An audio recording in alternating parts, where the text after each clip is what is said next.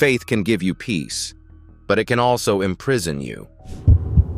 Padre nostro che sei nei cieli, sia santificato il tuo nome, venga il tuo regno.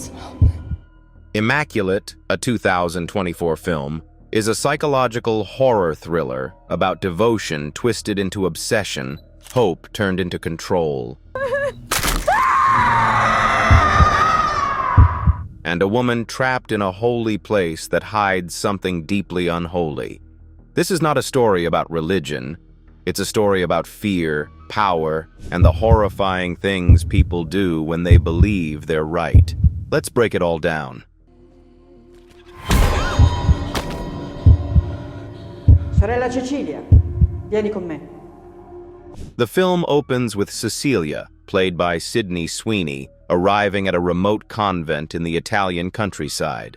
She's young, hopeful, and searching for purpose. She's told the convent will become her new home, a place of prayer, charity, and devotion. Everything looks beautiful. Rolling hills, sunlight through stained glass, nuns welcoming her with warm smiles. But there's something off, something in the air, something behind the smiles. Cecilia doesn't see it yet. She wants to believe she finally belongs somewhere.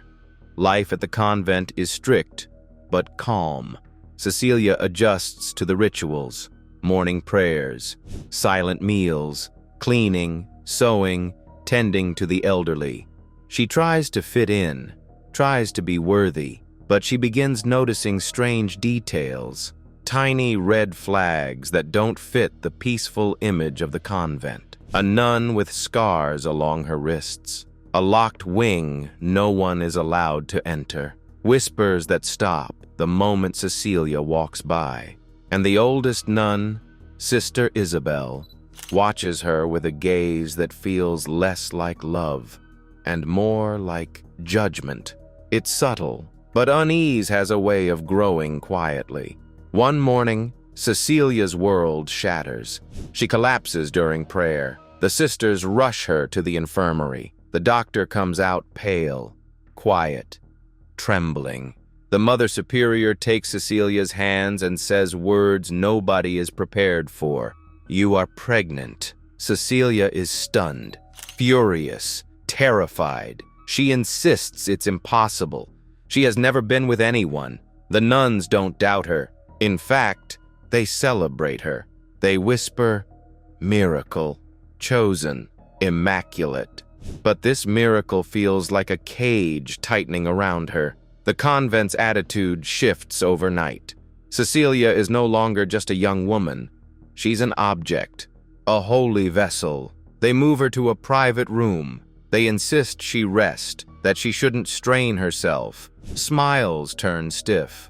Doors are locked. Every step she takes is watched. She becomes a prisoner wrapped in kindness.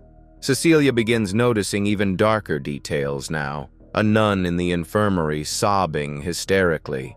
A hidden notebook filled with medical notes about previous miracles, and strange noises behind the locked doors, groaning, struggling, desperate. The horror becomes clear. Cecilia is not the first, just the first who lived long enough. Cecilia sneaks into the forbidden wing at night. Inside, she finds a room lined with medical equipment. Crude, surgical, disturbing, and in one corner, a nun strapped to a bed, barely conscious, whispering, "They won't let you go." Before Cecilia can ask more, the nuns drag her back, furious, betrayed, hysterical. The facade is gone. The Mother Superior finally tells her the truth. The convent believes the world has lost its faith, and they are chosen to restore it by creating an immaculate child, even if they must force the miracle into existence. Cecilia realizes she's not holy. She's a hostage in a twisted experiment. The pregnancy is not divine. It's engineered, and the child inside her is not a symbol of hope, but a scientific abomination. Cecilia tries to escape.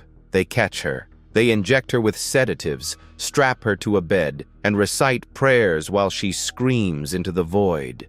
"This is God's will," the Mother Superior whispers. But Cecilia knows the truth. Their God is control. Their faith is violence. As the medication starts to fade, Cecilia realizes there is only one path left. She must destroy the miracle they created, even if it means sacrificing herself. During a storm, chaos erupts. One of the younger nuns tries to help Cecilia escape, horrified by what the convent has become. The Mother Superior discovers them. Screams, struggle, blood. Cecilia runs barefoot into the halls, collapsing from pain as the creature inside her begins to move violently. It's not human. It was never meant to be. She finds the laboratory again, the place where all the other miracles were created. On a metal tray, she sees the truth. Failed fetuses, malformed experiments, notebooks filled with formulas and surgeries. She realizes what they want her to bring into the world, and she refuses. With a shard of broken glass, she frees herself the only way she can.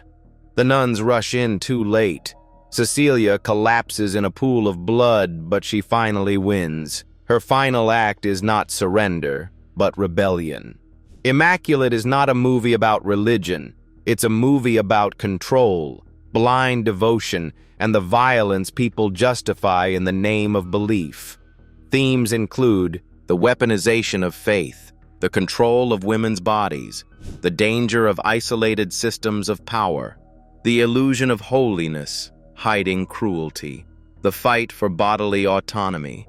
Cecilia is not a chosen one. She's a victim trapped in a system that believes its purpose is righteous, even as it destroys the people inside it.